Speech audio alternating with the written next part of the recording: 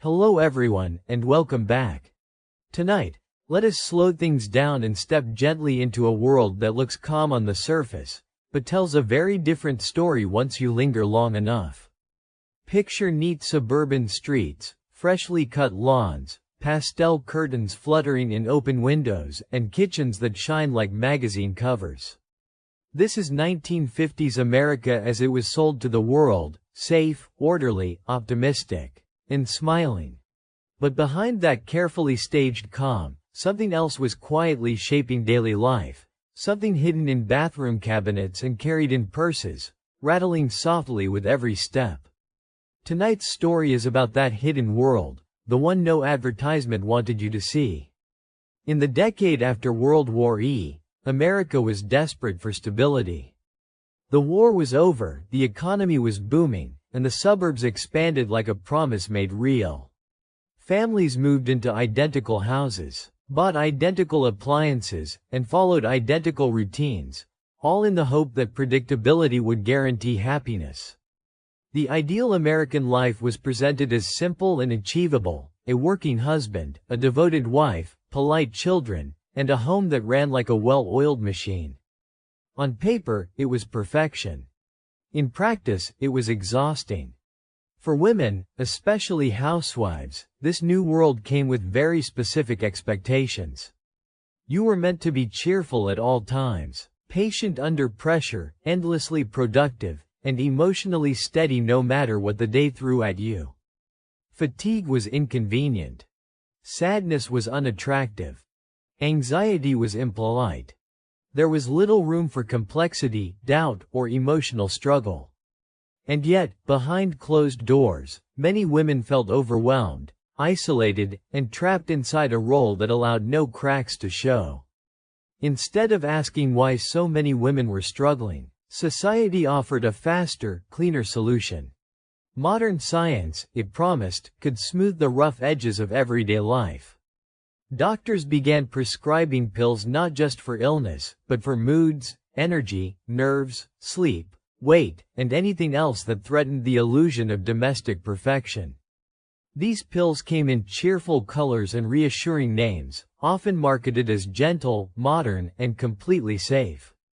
They were framed not as a last resort, but as a lifestyle upgrade. The medicine cabinet slowly transformed into something symbolic. It was not just a place for aspirin or cough syrup anymore. It became a control panel for daily life. Feeling tired in the morning? There was a pill for that. Feeling tense in the afternoon? Another pill. Restless at night? Yet another. Each bottle promised balance, calm, and efficiency, and together they created a chemical routine that fit neatly into the rhythm of suburbia. What made this especially powerful was how normal it all seemed. Magazine ads showed smiling women holding pill bottles beside sparkling sinks. Articles reassured readers that modern women deserved a little help keeping up. Doctors spoke with confidence and authority, rarely questioning the broader pressures their patients were under. Pills were not presented as a sign that something was wrong, but as proof that science was finally catching up with the demands of modern life. From the outside, everything looked fine. Homes were clean. Children were fed. Husbands came home to calm, well-managed households. Neighbors waved and complimented each other's lawns and casseroles. But beneath the polished surface, many women were running on carefully measured doses of stimulation and sedation, moving from one task to the next without ever truly stopping to ask how they felt. This was not chaos or rebellion. It was quiet compliance. The goal was not joy, but smoothness. Not fulfillment, but function. Pills made it possible to move faster, smile longer, and feel less, all while appearing perfectly composed. And because everyone around you seemed to be doing the same, it felt less like a choice and more like the natural order of things. Over time, the line between medical care and social expectation blurred. Emotional discomfort became something to be managed, not understood. Stress was treated as a personal inconvenience rather than a signal that something in the system was not working. And so the responsibility stayed firmly on the individual woman to adapt, adjust, and medicate herself into fitting the role she would been given. Tonight's story is not about villains in lab coats or secret conspiracies whispered behind closed doors. It is about a culture that valued appearance over honesty, efficiency over empathy, and solutions that worked quickly over ones that worked deeply. It is about how a generation of women learned to measure their well-being not by how they felt, but by how well they performed. As we move deeper into this story, we will explore how these pills shaped daily routines, relationships, and even entire neighborhoods. We will see how something marketed as progress quietly became a dependency, and how the pursuit of perfection came at a cost that was rarely acknowledged out loud. So settle in, take a breath, and let us open that medicine cabinet together, not to judge the past, but to understand it. Because sometimes the quietest stories are the ones that tell us the most about who we were, and who we still might be. In the early mornings of 1950s suburbia, the day often began long before the sun had fully climbed into the sky. Breakfast needed to be prepared, children readied for school, laundry started, beds made, and a full schedule of cleaning and errands already loomed ahead. The work was repetitive, physically demanding, and relentless, yet it carried no official title, no paycheck, and very little recognition. For many women, exhaustion was not an occasional inconvenience but a constant background hum to daily life. Rather than questioning whether this lifestyle was sustainable, the medical system of the time offered a seemingly elegant solution. Doctors, trusted without much hesitation, began prescribing stimulant medications to housewives who complained of fatigue, low motivation, or emotional strain. These prescriptions were framed as helpful tools, not serious interventions. The message was subtle but clear: if you felt tired, unfocused, or overwhelmed, the problem was not your circumstances, but your chemistry. These stimulants were often described as mood lifters or energy boosters, designed to help women keep up with their responsibilities. Appointments were brief, questions were minimal, and prescriptions were written with confidence. There was rarely a deep conversation about daily stress, isolation, or emotional dissatisfaction.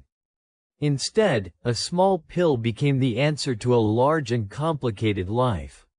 Once taken, the effects could feel immediate. Tasks that once felt heavy suddenly seemed manageable. Energy surged, focus sharpened, and the long list of chores no longer felt quite so intimidating. Floors were scrubbed with renewed intensity, meals prepared with almost mechanical precision, and days stretched longer without the usual sense of fatigue. To many women, this felt like relief, even gratitude. Finally, something was helping. But this artificial energy came with a shift in how time and effort were experienced. Productivity became faster, more intense, and often compulsive. Housework was no longer just about completion, but about perfection. Every surface had to shine, every detail needed attention.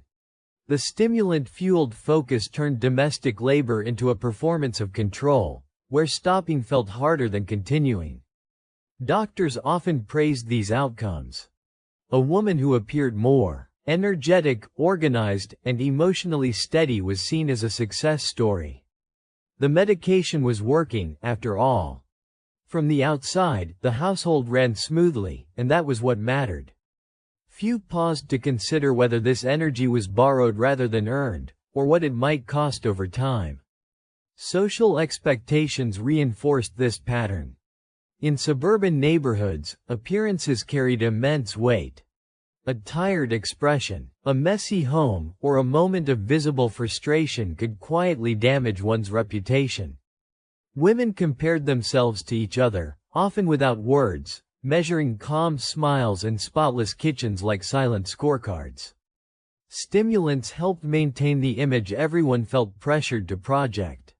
What made this system especially powerful was how normalized it became. These medications were not hidden or whispered about in shame.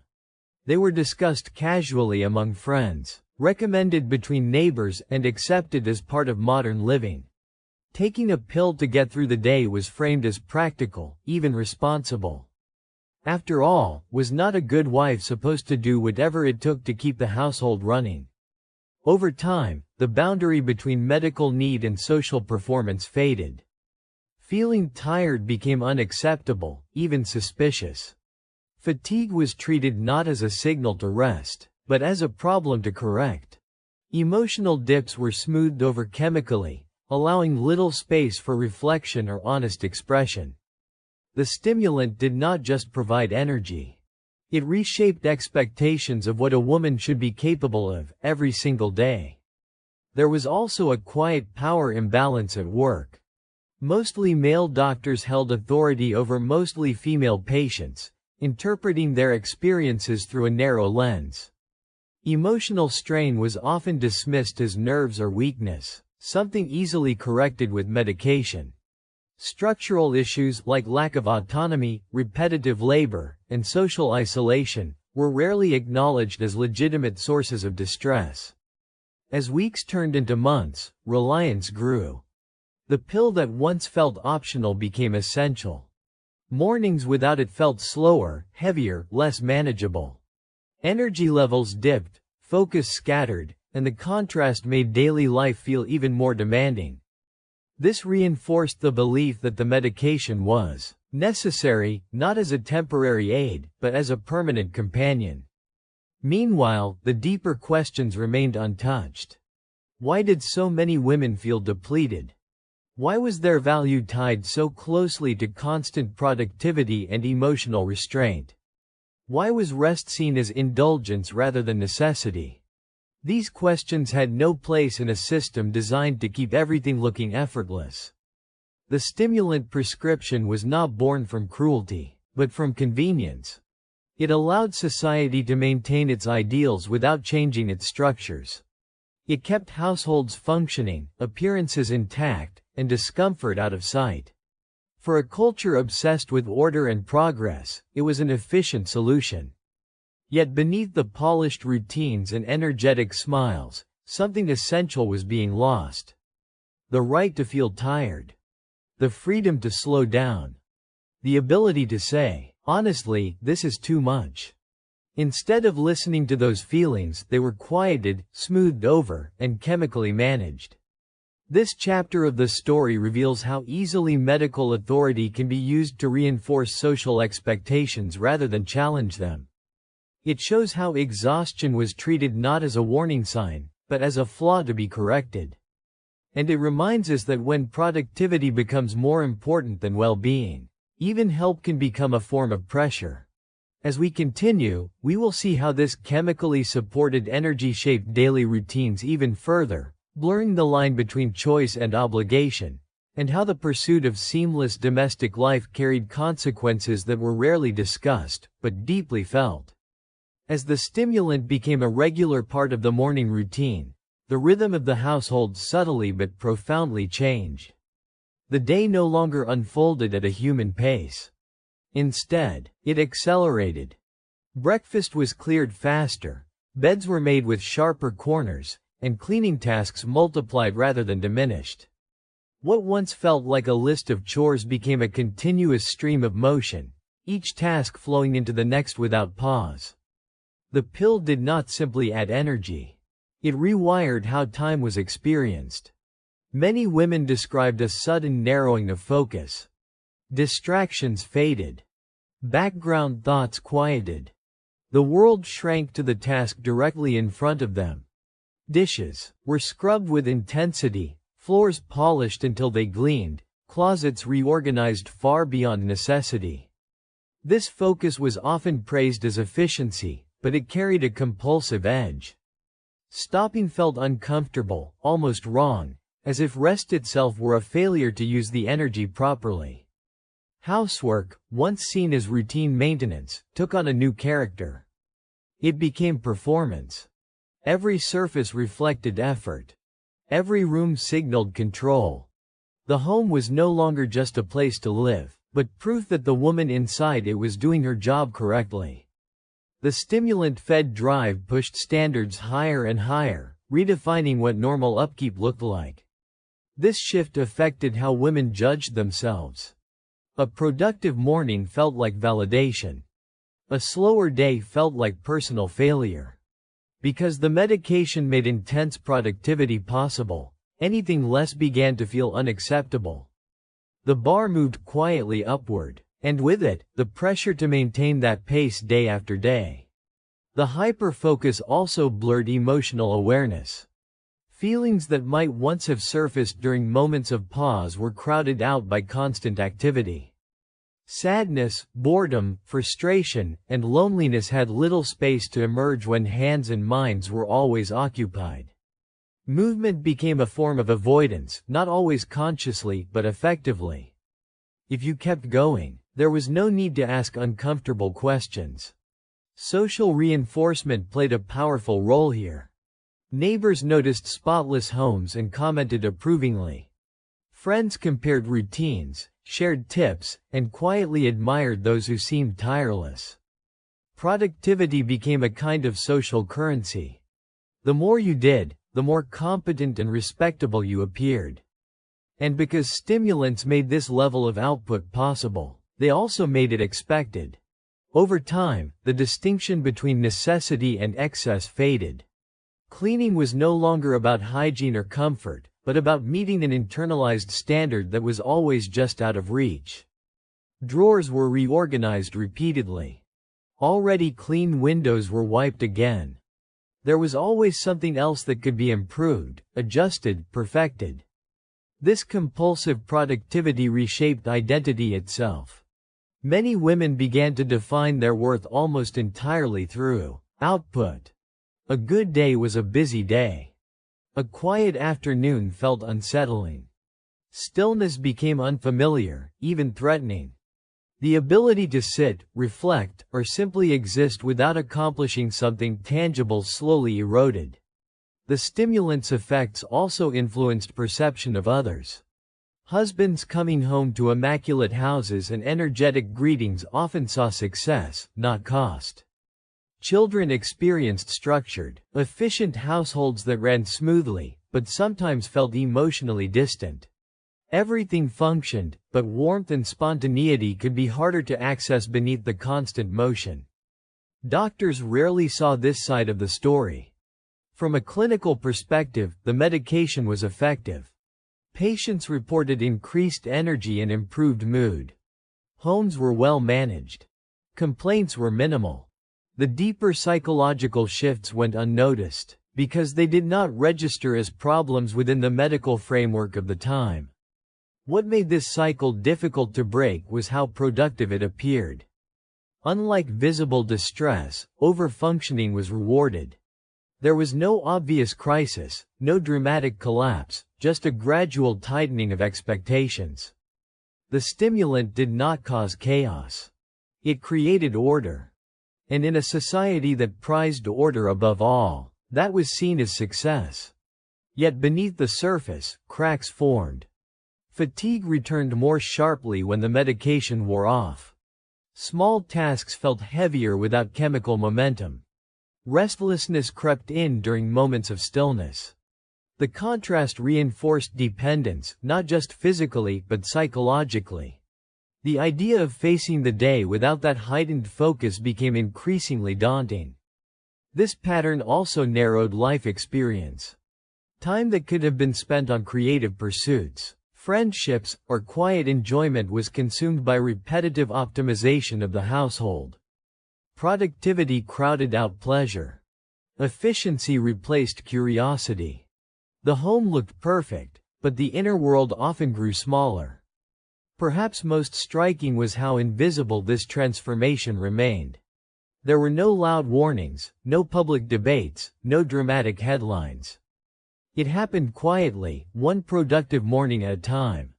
The stimulant did not demand obedience, it rewarded it. And in doing so, it reshaped daily life in ways that felt voluntary, even empowering, while subtly limiting freedom. This stage of the story reveals how easily help can turn into expectation, and how tools meant to ease life can end up redefining it entirely. Productivity, when amplified beyond natural limits, stops being a benefit and starts becoming a requirement. And once that line is crossed, rest begins to feel like a luxury few believe they deserve. As we move forward, we will see how this intense pace eventually collided with emotional limits, and how the same system that pushed women to do more also found ways to quiet the consequences when doing more became too much. As the stimulant-driven pace of daily life intensified, another problem quietly emerged. The same chemical energy that pushed mornings into hyper-focus often left women feeling unsettled by afternoon or hollow by evening. Once the house was clean, the meals prepared, and the visible duties completed, an unfamiliar stillness settled in. For many, this quiet did not bring peace. It brought anxiety, restlessness, and a vague sense of emotional collapse that was hard to explain, let alone justify. Rather than seeing this emotional swing as a natural response to pressure, isolation, and chemical overstimulation, the medical system once again offered a quick solution. This time, the answer came in the form of tranquilizers. These medications were marketed as gentle helpers, designed to soothe nerves, calm the mind, and restore emotional balance. They were described in reassuring language, often framed as modern tools for modern women coping with modern stress. Doctors prescribed them readily. A woman who reported feeling tense, overwhelmed, or inexplicably sad was often told she was simply high-strung or overly sensitive. There was little effort to explore the roots of her feelings. Emotional pain was treated as a surface problem, something to be quieted rather than examined. The tranquilizer fit perfectly into this mindset, offering calm without questions. Taken in the afternoon or evening, these pills softened emotional edges. Worries dulled. Sadness became distant. Anger lost its sharpness. For many women, this felt like relief. The constant internal noise faded, and with it, the discomfort of emotions that had no acceptable outlet. Calm returned, at least on the surface. But this calm came at a cost. Emotions were not resolved. They were muted. Feelings that might have signaled unmet needs or deeper dissatisfaction were pushed into the background. Over time, this created a sense of emotional flatness. Joy and excitement softened alongside anxiety and sadness. Life became manageable, but less vivid. The pairing of stimulants and tranquilizers created a chemical rhythm to the day. Energy in the morning, calm in the evening. Up, then down.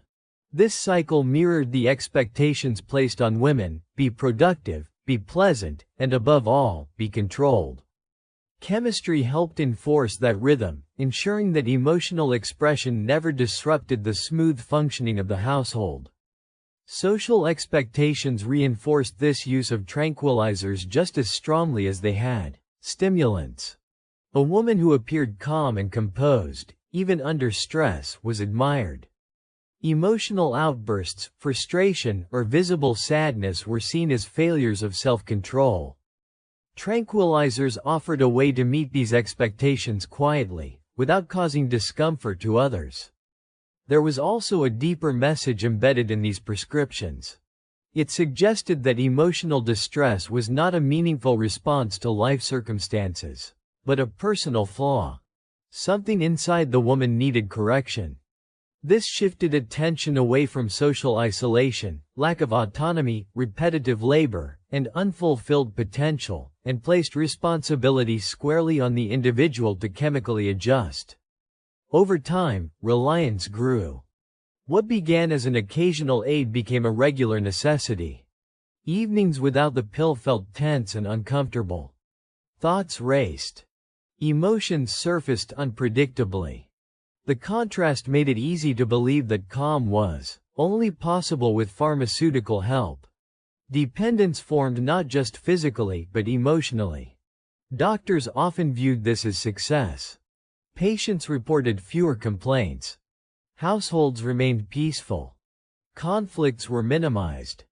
From a clinical perspective, the problem had been solved. Yet what was truly happening was a quiet trade-off. Emotional depth was exchanged for stability, expression for order. This emotional suppression also affected relationships. Conversations became more polite but less honest. Frustrations went unspoken. Needs were unmet but unnamed. The household remained functional, but emotional intimacy often thinned. Everything was fine, but nothing was fully felt. Perhaps most troubling was how invisible this loss became. There was no clear moment when emotional richness faded. It happened gradually, pill by pill, evening by evening. Because the goal was calm, and calm was achieved, there seemed to be no reason to question the method. This phase of the story reveals how society treated emotional pain not as information, but as inconvenience. Instead of asking what these women needed, it asked how quickly their discomfort could be silenced. Tranquilizers offered peace, but it was a shallow peace, one that asked women to shrink their inner lives to fit the expectations around them. As we continue, we will see how this growing reliance on pills expanded beyond stress and anxiety, transforming the medicine cabinet into a complete emotional management system, ready to adjust every feeling that threatened the image of domestic perfection. By the late 1950s, the bathroom medicine cabinet had become something far more than a storage space. When opened, it revealed a carefully arranged collection of small bottles, each labeled with a promise: energy, calm, sleep, control. What once held simple remedies now functioned like a private pharmacy, designed to manage not illness, but everyday life itself. This transformation happened quietly, without announcement, until it felt completely normal. The cabinet reflected a new way of thinking about emotions and behavior. Feelings were no longer something to sit with, understand, or express. They were variables to be adjusted. Too tired in the morning meant reaching for one bottle. Too tense in the afternoon meant another. Restless at night called for a different solution. Each emotion had a corresponding fix, neatly categorized and ready to deploy. This system created the illusion of choice and mastery. Women were told they were taking control of their lives, using modern science to optimize their well-being. In reality, the range of acceptable feelings narrowed. There was a correct emotional state for every part of the day, and any deviation could be quickly corrected. Rather than asking why an emotion appeared, the focus shifted to how fast it could be made to disappear. Marketing played a powerful role in reinforcing this mindset. Advertisements showed serene women moving effortlessly through their homes, smiling softly. Never flustered, never overwhelmed. Pills were presented as gentle companions, small helpers that allowed women to be their best selves. The message was subtle but persistent. Balance was not something you built, it was something you swallowed. The colorful variety of pills also softened their seriousness. Bright coatings and friendly names made them feel approachable, almost harmless. This visual cheerfulness masked the reality that many women were consuming multiple medications daily, each affecting mood, perception, and energy in different ways. The cabinet looked orderly, but its contents were anything but simple. Conversations among friends often reflected this normalization. Pills were discussed casually, recommended like household tips. A neighbor might mention what helped her sleep. Another might share what kept her calm during the day. These exchanges carried an unspoken reassurance. You were not alone, and you were not failing. Everyone needed help. This shared reliance reduced stigma, but also deepened collective dependence.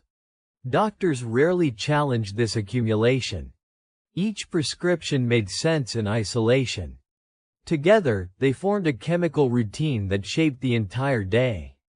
Because there was no single dramatic problem, no obvious crisis, the system continued unexamined. The goal was not long-term emotional health, but short-term stability. Over time, the cabinet became a silent authority. It dictated how mornings began and how nights ended. It determined whether energy was natural or borrowed, whether calm was genuine or induced. The presence of those bottles changed how women related to their own feelings. An uncomfortable emotion no longer invited reflection. It triggered a search for the right pill. This reliance also shifted responsibility inward. If a woman felt unsettled despite her full cabinet, the implication was that she was not managing herself correctly. Perhaps the dose was wrong. Perhaps she needed an additional prescription.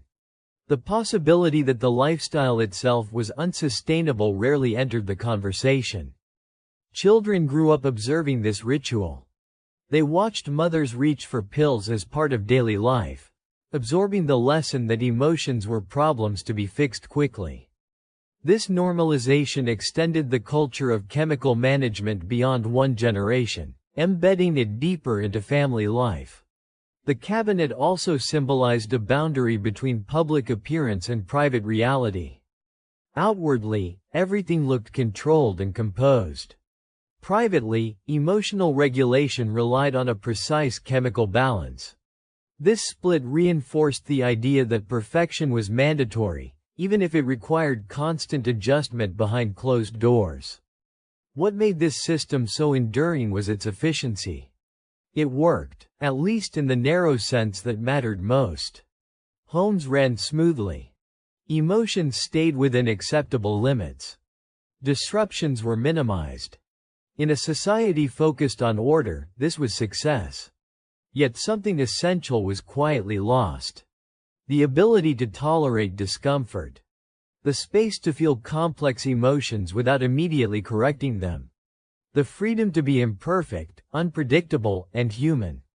The medicine cabinet offered control, but it also set the terms of acceptable experience. This stage of the story shows how help can turn into infrastructure, and how solutions meant for occasional use can become the foundation of daily life. As we move on, we will see how this chemically managed calm was reinforced not just privately, but socially through neighborhood expectations and unspoken competition to appear perfectly composed. Beyond the walls of individual homes, the wider suburban environment played a powerful role in sustaining this chemically managed way of life. Suburbia in the 1950s was not just a place to live.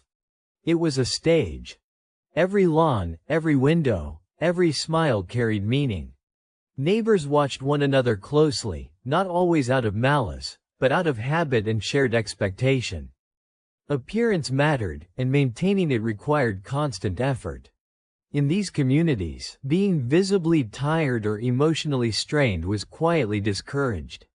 A woman who seemed overwhelmed risked being seen as incapable, ungrateful, or failing at her role. There were no formal rules, but the standards were clearly understood. You were expected to keep your home clean, your children polite, and your demeanor pleasant at all times.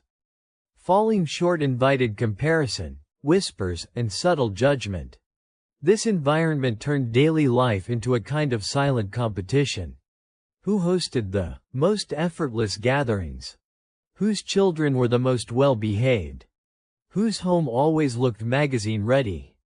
These comparisons were rarely spoken aloud, but they shaped behavior just as powerfully as direct criticism. Pills became one of the tools that helped women stay in the race. Calmness itself became a social performance. A woman who remained composed under pressure was admired. Emotional restraint was praised as maturity and strength.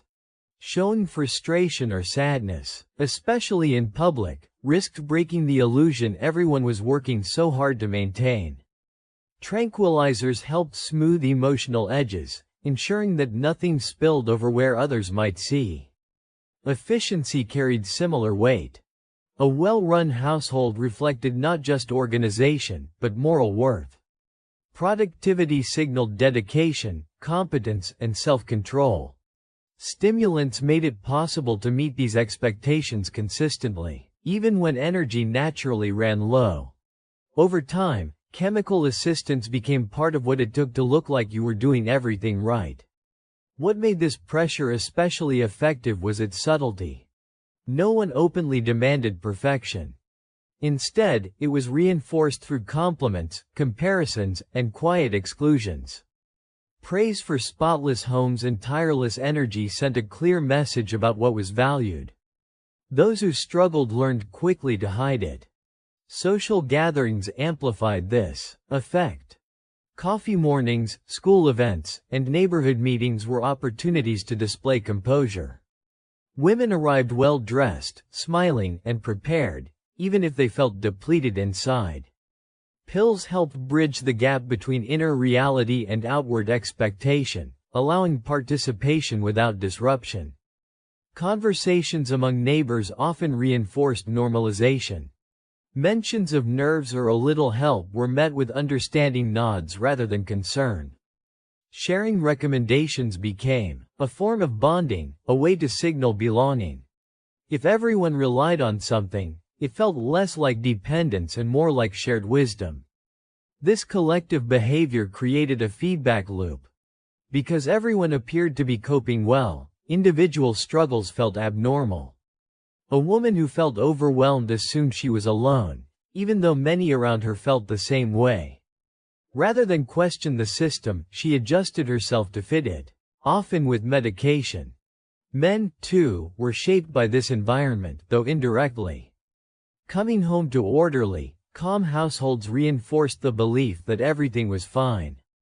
The visible success of suburban life masked the effort and cost required to sustain it. This further reduced the likelihood that anyone would ask deeper questions about well-being. Children absorbed these norms early. They learned that emotions were something to control, not express freely. They saw calm rewarded and discomfort minimized. This quiet lesson extended the culture of emotional management into the next generation, long before they understood it consciously. The pressure to conform also made it harder to stop. A woman who tried to step back, slow down, or rely less on pills risked standing out. Fatigue became visible. Emotional responses became harder to hide. In a community built on uniformity, difference felt dangerous. What is striking is how little resistance there was, not because people were weak, but because the system offered belonging. Pills helped women meet expectations, and meeting expectations ensured acceptance. The cost was internal, private, and rarely acknowledged. This stage of the story shows how dependence is rarely created in isolation. It grows in environments where appearances matter more than honesty, and where support means helping each other cope rather than helping each other change. As we continue, we will see how medical authority reinforced these social pressures, shaping how women's emotions were understood, dismissed, and managed. Within this tightly controlled social environment, medical authority carried enormous weight. Doctors were not just healthcare providers. They were trusted interpreters of reality. When a woman felt exhausted, anxious, or emotionally unsettled, her doctor's response often shaped how she understood her own experience. And in the 1950s, that interpretation followed a familiar pattern. Women's emotional distress was frequently described as ordinary, expected, even inevitable. Fatigue was brushed off as part of womanhood. Anxiety was labeled as nerves. Sadness was treated as moodiness. These experiences were rarely framed as meaningful signals that something in a woman's life might need to change. Instead, they were seen as inconveniences to be managed so life could continue uninterrupted. Medical training at the time reinforced this approach. Emotional concerns, especially in women, were often viewed as less serious than physical symptoms. A man's stress might be linked to work pressure or responsibility. A woman's distress was more likely attributed to temperament, hormones, or emotional fragility. This bias shaped both diagnosis and treatment. As a result, appointments tended to be brief and directive. A woman would describe feeling overwhelmed or drained, and the response would come quickly: a prescription, a reassurance, and a suggestion to rest a little more if possible. Rarely was there space to explore loneliness, lack of fulfillment, or the relentless demands of domestic life. Those topics fell outside the medical conversation. This framing had a powerful psychological effect. When a trusted authority tells you your suffering is normal and easily fixed, it changes how you relate to it. Many women learned to doubt their own perceptions. If the doctor said this was just how things were, then questioning it felt unnecessary, even inappropriate. Medication became not just treatment, but validation that the problem lay within them. Doctors often believed they were helping. Prescriptions reduced visible distress. Patients appeared calmer, more functional, less likely to return with complaints. From a clinical standpoint, this looked like success. There were no obvious crises, no dramatic breakdowns demanding attention. The system appeared to work. But this success was built on omission. By treating symptoms without context, medicine avoided confronting uncomfortable truths about women's roles and limitations. Emotional pain was detached from social reality. A woman's exhaustion was not linked to endless labor. Her sadness was not connected to isolation. Her anxiety was not traced back to pressure to be perfect. All of that disappeared behind a diagnosis and a pill. This approach also reinforced silence. If distress was normal, there was no reason to talk about it. If medication was the answer, there was no need to question the cause. Conversations that might have led to collective awareness or change never gained momentum. Each woman dealt with her feelings privately, chemically, and quietly. The language used by doctors mattered. Words like manageable, mild, and nothing to worry about minimized experience without resolving it. Women learned to lower their expectations for how they should feel. Feeling okay enough became the goal. Deep satisfaction or genuine contentment were no longer part of the equation. There was also an imbalance of power that made resistance difficult. Mostly male doctors held authority in a culture that already taught women to defer. Challenging a medical opinion felt risky and disrespectful. Accepting the prescription was easier than pushing back, especially when the alternative offered no clear support. Over time, this medical framing shaped identity. Women began to see themselves as inherently prone to emotional instability, in need of regulation. This belief reinforced reliance on external control rather than internal understanding. Instead of asking what they wanted or needed, they asked what medication would help them function better. This perspective also influenced how society viewed women more broadly. Emotional expression was interpreted as weakness. Calm compliance was seen as health. Medicine quietly reinforced cultural norms, lending scientific authority to expectations that were never questioned openly. What is most striking is how rarely the system asked a simple question: what is causing this? Instead, it asked how quickly the symptoms could be reduced. In doing so, it treated women's inner lives as secondary to their outward performance. This part of the story reveals how authority can unintentionally uphold inequality by defining discomfort as normal and adaptation as the solution. When emotional pain is dismissed rather than explored, it does not disappear. It simply becomes quieter, more contained, and easier to overlook. As we move forward, we will see how this chemical calm extended into the later hours of the day, and how evening medications further reshaped memory, connection, and the ability to feel fully present in one's own life. As the day moved toward evening, the carefully maintained balance of energy and control often began to slip. The stimulant-fueled momentum of the morning faded, leaving behind a sense of restlessness, irritability, or emptiness. Tasks were finished, the house was quiet, and the children were settled, yet instead of relief, many women felt a strange internal tension. This emotional drop was not discussed openly, but it was widely experienced. The solution, once again, came in pill form. Afternoon sedatives and evening tranquilizers were introduced as a way to take the edge off and restore calm. These medications promised relaxation, better sleep, and emotional steadiness. They were framed as gentle aids, something to help women wind down after a long day of responsibility. Taken regularly, they smoothed out emotional peaks and valleys. Anxiety softened. Worries became distant. The sharpness of the day dulled into a manageable haze. For women who felt constantly stretched, this calm felt like mercy. Finally, there was quiet, both inside and out. But this quiet was manufactured. It did not come from resolution or rest, but from chemical suppression. Emotions were not processed. They were dimmed. Over time, this led to a sense of emotional distance, not just from stress, but from life itself. Feelings became less intense, less urgent, less real. Evenings, which could have been a time for reflection or connection, took on a muted quality. Conversations became shorter, more polite, less emotionally engaged. Laughter existed, but often felt subdued. Moments passed without leaving much of an impression. Life continued, but with softened edges. Memory was often affected as well.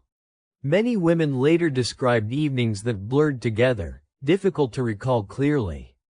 Events happened, routines were followed, but the emotional markers that make moments feel meaningful were faint. This added to a growing sense that time was slipping by without being fully lived. Dependence developed quietly. Because the medication reduced discomfort so effectively, its absence became noticeable. Without it, tension returned quickly. Thoughts raced. Sleep became elusive. The contrast reinforced the belief that calm was not natural, but something that had to be induced. Doctors interpreted this dependence as necessity. If a patient reported difficulty sleeping or increased anxiety without medication, it confirmed the prescription's importance. Rarely was the cycle itself questioned. The solution to discomfort caused by medication was often more medication, adjusted doses, or additional prescriptions. This pattern also altered how women understood their own emotions. Instead of trusting feelings as signals, they learned to see them as disruptions. Any emotional intensity became something to control or avoid. Over time, this eroded emotional confidence, making self-trust harder to access. Relationships were shaped by this artificial calm. Conflict was minimized, but so was intimacy. Without emotional range, connections grew flatter. Everything functioned smoothly, but something essential was missing. The household was peaceful, but not deeply alive. The timing of these medications reinforced the idea that emotions had a schedule. Energy belonged in the morning. Calm belonged at night. Anything outside those boundaries was inconvenient. Chemistry enforced this structure, aligning inner life with external expectations. What made this especially enduring was how invisible the cost appeared. There were no dramatic incidents, no obvious harm. Life simply felt softer, quieter, more distant. Because this was preferable to chaos or visible distress, it was accepted without much question. This stage of the story highlights how emotional control can slowly become emotional absence. Calm, when artificially sustained, can disconnect rather than heal. Independence does not always announce itself loudly. Sometimes, it settles in gently, disguised as relief. As we continue, we will explore how this chemical management extended beyond mood and calm into body image and weight, further tightening the grip of pharmaceutical solutions on daily life. Alongside pills for energy and calm, another category quietly took its place in the medicine cabinet: diet pills. In the world of 1950s suburbia, appearance was inseparable from worth, and thinness became a visible sign of discipline, success, and self-control. A woman was expected not only to manage her home flawlessly, but to maintain her body as carefully as her living room. Post-war culture celebrated abundance, yet demanded restraint. Meals were prepared generously for families, desserts were baked regularly, and social gatherings often revolved around food. At the same time, women were expected to remain slim, polished, and effortlessly attractive. Hunger, like fatigue or sadness, was inconvenient. And once again, modern medicine offered a solution. Diet pills were commonly prescribed or recommended as appetite suppressants. They promised freedom from constant hunger and help in maintaining the ideal figure without disrupting daily routines.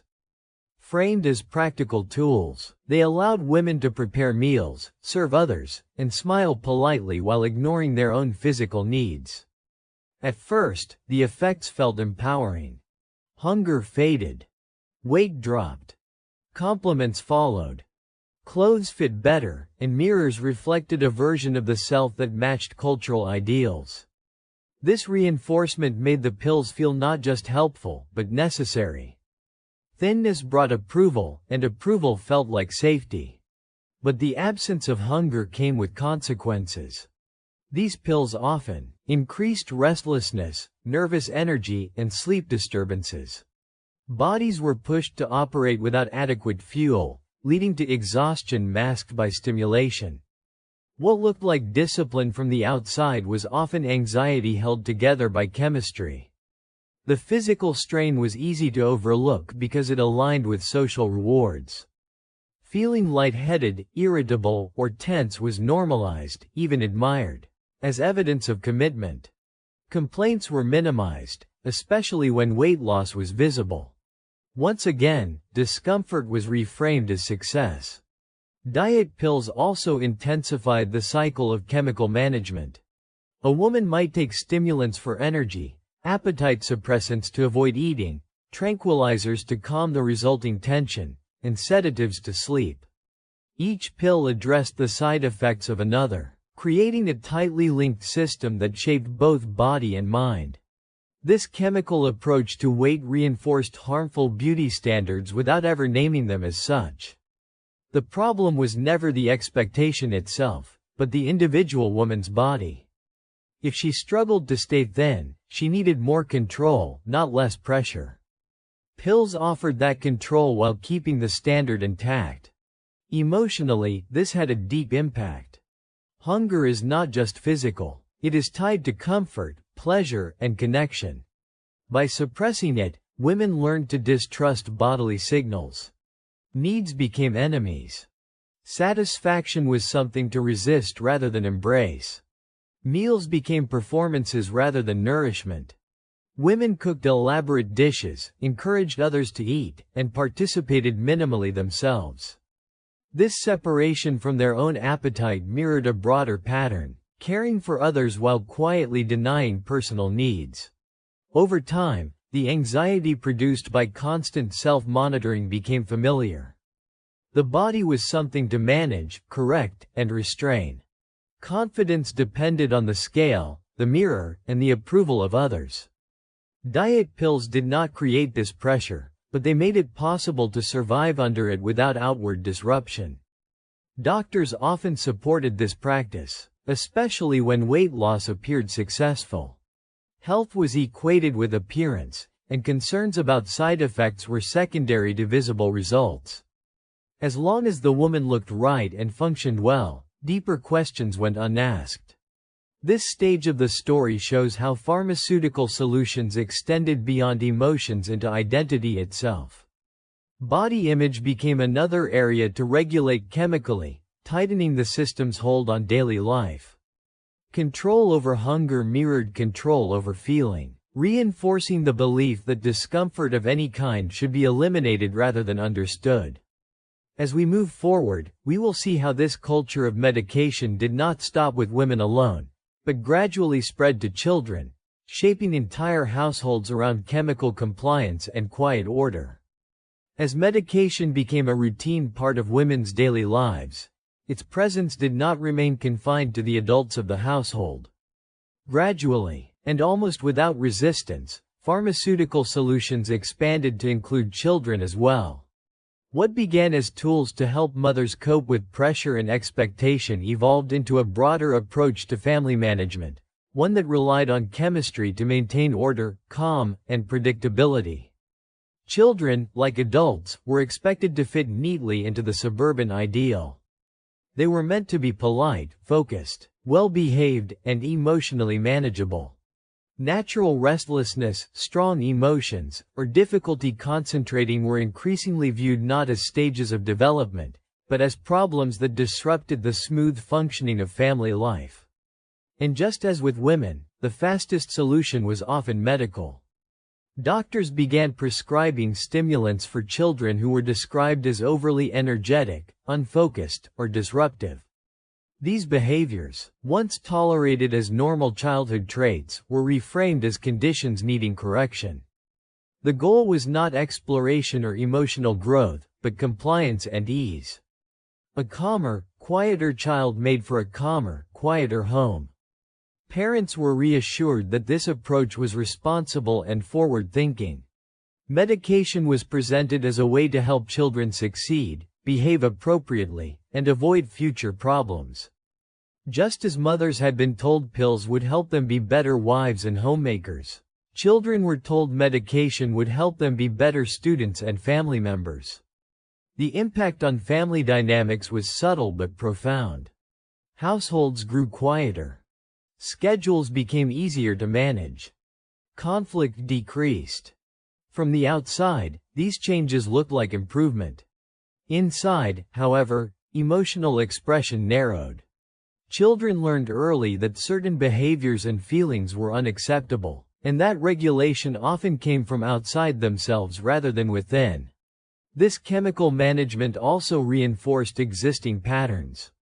Mothers, already accustomed to using medication to meet expectations, often felt comforted by familiar solutions. Giving a child a pill felt like extending care, not control. It was consistent with what they had been taught. Discomfort should be corrected quickly, quietly, and efficiently. Over time, this approach reshaped how children understood themselves. Feelings of restlessness or frustration became signs that something was wrong with them, not signals of unmet needs or natural energy. Self-regulation was replaced by reliance on external adjustment. The lesson was clear: even if unspoken, being yourself was less important than being manageable. Doctors rarely questioned this expansion. If medication reduced disruptions and improved behavior, it was seen as effective. The broader emotional environment of the family was not part of the evaluation. Calm was the metric of success. This also deepened the culture of silence within households. With fewer emotional disruptions, there were fewer opportunities to talk openly about feelings. Problems were addressed chemically rather than conversationally. Children grew up in homes that functioned smoothly but often lacked space for emotional messiness. By this point, the medicine cabinet truly served the entire family. Each member had something tailored to keep them within acceptable boundaries. Energy, calm, focus, sleep, and appetite were all regulated through small bottles behind closed doors. The household ran efficiently, but authenticity was increasingly scarce. What makes this moment especially significant is how normal it seemed. There was no dramatic shift. No public alarm. The expansion happened gradually, framed as care, responsibility, and progress. Few stopped to ask what was being lost in exchange for this order. This stage of the story shows how a system built to support adults quietly reshaped childhood itself. When calm and compliance become priorities, emotional development takes a backseat. And when an entire family learns to manage life chemically, the idea of living without adjustment begins to feel unfamiliar, even risky. As we approach the final stretch, we will examine what this medically managed domestic life ultimately produced: families that appeared peaceful and functional on the surface, but carried deeper questions about authenticity, connection, and the true cost of maintaining perfection.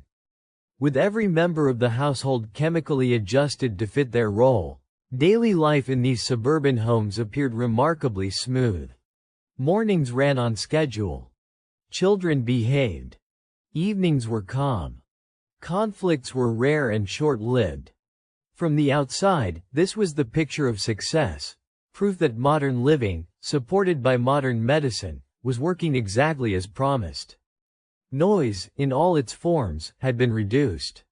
Not just the noise of chaos or disorder, but the noise of strong emotion. Arguments softened before they escalated. Frustration was swallowed. Sadness rarely surfaced in visible ways. The household operated with an almost mechanical efficiency, predictable and controlled. This quiet was often interpreted as peace. Parents took pride in well-behaved children. Husbands appreciated orderly homes and calm routines. Guests saw harmony and stability. There was little to suggest that anything was missing. In a culture that equated calm with success, this emotional stillness felt like an achievement. But beneath that calm, something essential had faded. Emotional range narrowed. Joy became gentler, less spontaneous. Laughter existed, but often felt restrained. Moments that might once have sparked deep feeling passed by with muted impact. Life continued, but its emotional texture grew thinner.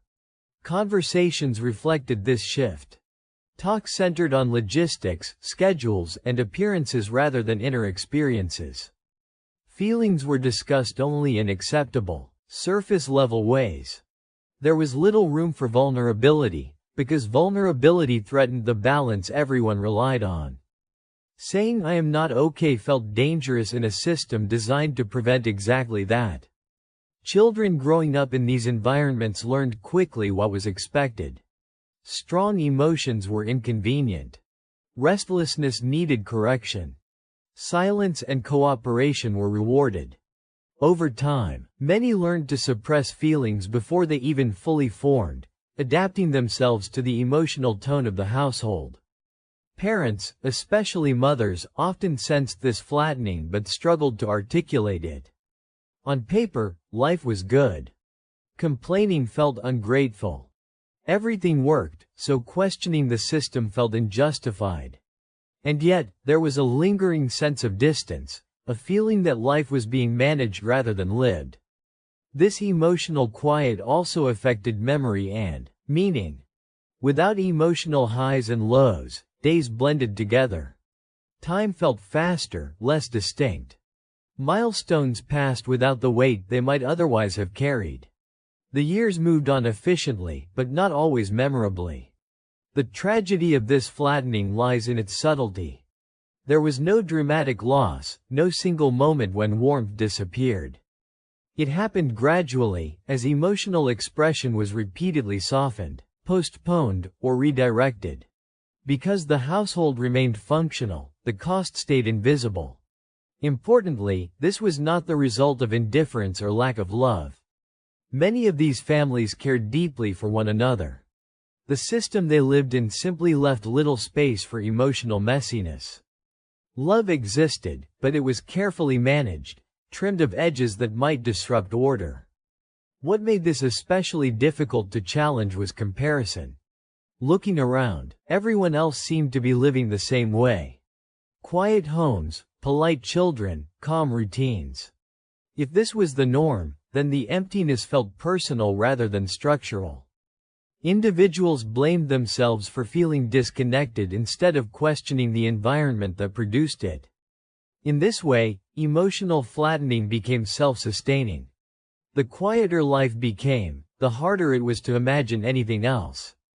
Strong feelings began to feel unfamiliar, even uncomfortable. Calm was not just preferred. It was required. This stage of the story reveals the paradox at the heart of chemically managed domestic life.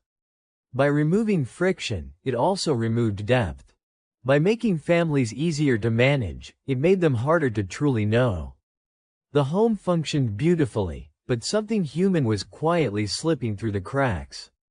As we move into the final idea, we will step back and reflect on what this entire system ultimately represents, not individual failure, but a cultural solution that prioritized appearance and control over understanding, connection, and genuine well-being. When we step back and look at this story as a whole, a clearer picture begins to emerge. The calm, orderly, smiling world of 1950s suburbia was not held together by happiness alone. It was supported by a system that quietly relied on medication to smooth over strain, silence discomfort, and keep everything moving in the right direction. What appeared effortless on the surface required constant adjustment behind the scenes. This dependence was not born from weakness or carelessness. It grew out of a culture that demanded too much while allowing too little. Women were expected to be tireless, emotionally steady, attractive, patient, and grateful, all at once. Children were expected to be focused, polite, and manageable. The system offered no flexibility, no acknowledgement that these expectations might be unrealistic. Instead, it offered pills. Pharmaceutical solutions became a way to preserve the ideal without changing the structure beneath it. Rather than questioning why so many people felt exhausted, anxious, or disconnected, society asked how quickly those feelings could be controlled. Medication provided an answer that was efficient, private, and socially acceptable. This approach masked deeper issues. Loneliness was mistaken for nerves. Exhaustion was treated as a personal shortcoming. Emotional dissatisfaction was reframed as imbalance. By medicalizing these experiences, the culture avoided confronting uncomfortable truths about gender roles, lack of autonomy, and emotional isolation. What makes this history especially powerful is how familiar it still feels. The language has changed, the medications are different, and the marketing is more careful, but the impulse remains. We still live in a world that often prefers quick fixes to deeper understanding, performance to presence, and smooth functioning to honest reflection. The women at the center of this story were not passive victims, nor were they simply misled. They made choices within the options available to them. Those options, however, were narrow. When rest, self-expression, and change are off the table, control becomes the only viable path. Looking back, it is easy to judge. But the more meaningful response is curiosity. What happens when a society prioritizes appearance over authenticity? What is lost when emotional pain is treated as something to eliminate rather than explore? And how often do we repeat similar patterns today, just under different names? This story reminds us that perfection often comes at a hidden cost. A life that looks flawless from the outside may require constant self-suppression to maintain. Calm can be a sign of balance, but it can also be a sign of silence. By revisiting this chapter of history, we are not just learning about the past. We are being invited to reflect on our own relationship with productivity, control, and emotional expression. Are we listening to our discomfort, or are we rushing to correct it? Are we creating space for complexity, or are we managing it away? In the end, the rise of pharmaceutical dependence in 1950s domestic life tells a quiet but important truth. When systems demand perfection, individuals will find ways to adapt, even if adaptation comes at the expense of their inner lives. The pills did not create the problem. They simply made it possible to live with it. And, perhaps the most lasting lesson is this: true well-being cannot be manufactured or swallowed. It grows from understanding, flexibility, and the freedom to be fully human, even when that humanity is inconvenient. Thank you for being here and taking the time to listen. If this story made you pause, reflect, or see the past a little differently, then it has done its work. Until next time, take care. And remember that calm is meaningful only when it comes from within, not from control. Before we close, let us take one last step back and look at the bigger picture. This story was never just about pills, prescriptions, or medicine cabinets. It was about a society that valued order more than honesty, appearance more than understanding, and smooth surfaces more than inner truth. The chemical calm of the 1950s was not an accident. And it was not the result of individual failure. It was the outcome of expectations that left very little room for rest, emotion, or change. By understanding this past, we gain something valuable in the present. We learn how easily discomfort can be silenced instead of heard, how quickly coping can turn into dependence, and how perfection can become a trap rather than a goal. History reminds us that progress is not just about better tools, but about asking better questions, especially when something feels normal but quietly costs too much. If this story stayed with you, if it made you reflect on how we handle stress, productivity, and emotional life today, then it has served its purpose. Sometimes the most important histories are not loud or dramatic, but slow, quiet, and hidden in everyday routines. Thank you so much for spending your time here and listening to this story.